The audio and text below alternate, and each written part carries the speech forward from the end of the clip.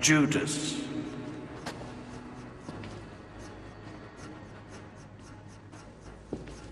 Your friend from Galilee has caused quite a stir.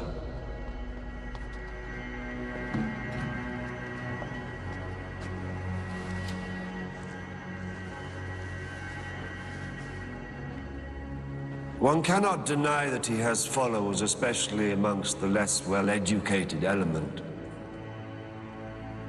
But you, Judas... What do you want with him? Just to talk. Judas, you are his friend. Bring him here, discreetly. And what's in it for me?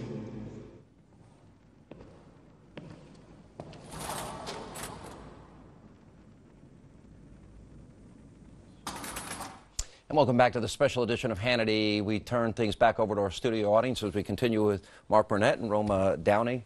Kirsten, that scene was particularly powerful. As I was watching that, I don't want people to take this the wrong way. Of all the apostles, he's the guy that is the one that will betray Jesus, and I'm thinking, wow.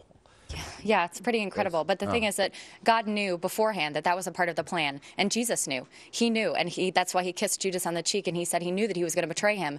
But that was part of the plan. It had to happen for his sacrificial atonement on the cross to happen and his resurrection. But what I love about this film, and I thank you so much for making it, is especially for my generation, for younger people that are growing up around so much cynicism and so much doubt about religion and Christianity. Always reminds us that I'm old. Go ahead. No, but I think it's a very important perspective, because it's one of the most non-churched, cynical generations. For them to see this and see that he was the Son of God, but he was also the Son of Man, and that he was human, he was like us, and it causes them to ask those questions, to investigate. And I think, Roma, you said in an interview that it caused a reporter who did know God, who wasn't a believer, to really investigate who Jesus was, and it raises those questions, the most fundamental, important questions, and that's why I'm so thankful for this film. One thing I would add to that is it's not preachy, you're not proselytizing, you're telling the story. And if people are impacted by it, they're impacted by it. Mm-hmm. And, right, Carol, hi.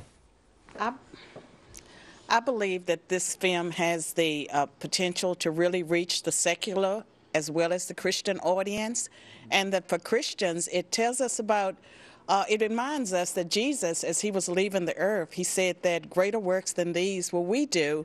And I believe in America sometimes, and in parts of the world, we act as if we are powerless, and we're not supposed to be powerless.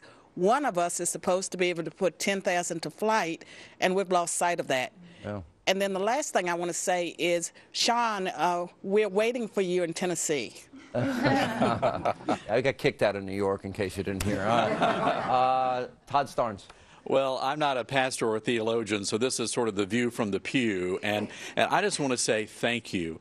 We live in a society now where Christians are being told to hide their faith and to keep it quiet, that we don't have a place in the marketplace, in the public square, and yet you've come along and have created a beautiful masterpiece that moms and dads can finally go to the movie theaters and take their children to see a film that is, in fact, family-friendly, and, in fact, has a message that I think everyone here can agree with is in fact life-changing. So thank you so much. Tony Perkins, good to see you. How are you? I'm good, Sean. Now, I've only seen clips of it so far, but I have read the best-selling book that it's based on.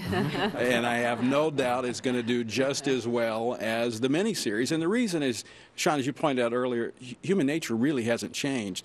People are still looking for true hope. And true hope is found in Jesus Christ. So I add my voice to those thanking you for bringing this message out of Hollywood. There still is hope for Hollywood. Now, Stephen Mansfield has a great story. You have followed the faith of presidents. You also wrote Killing Jesus, the author of that, but the faith of George W. Bush and other prominent leaders. So I'm interested from that perspective to the movie. What do you think?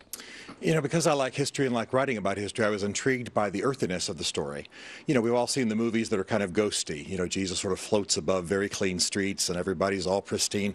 But I like the fact that they show the grit as much as they can without getting a XXX rating, not for sex, but for the violence and so on.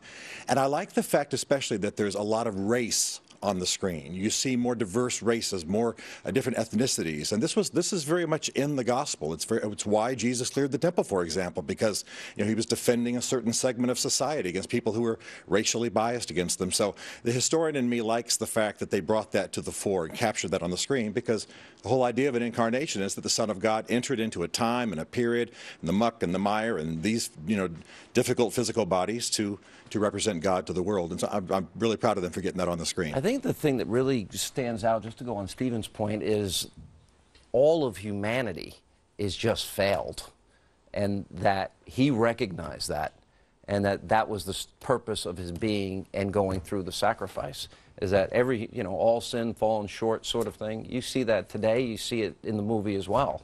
We were really conscious to show the flaws of everybody in the movie, except for the only perfect character is Jesus. All the disciples had flaws, the Romans, the temple authorities, and so you could really identify. And also young people have said to us, they really felt what it was like to be with the disciples. It's such a scary time. I also had the opportunity to step into playing the role of Mary, the mother of Jesus. You did a great job. Thank you. But while we know she was the mother of the Son of God, she was also the mother of a son. And, I have loved Jesus my whole life. And I've never fully considered what it must have been like to be his mother, to stand at the foot of the cross and to see her son be so brutally murdered. Only 3 people there. Only 3. All the rest of them ran away. They were scared, But Jesus only said 7 things from the cross. And yet one of those things, in the midst of all that, he took time to love his mother, which I think says so much about him. Yeah. All right, and coming up, closing thoughts on this blockbuster new movie, Son of God, coming up right after the break.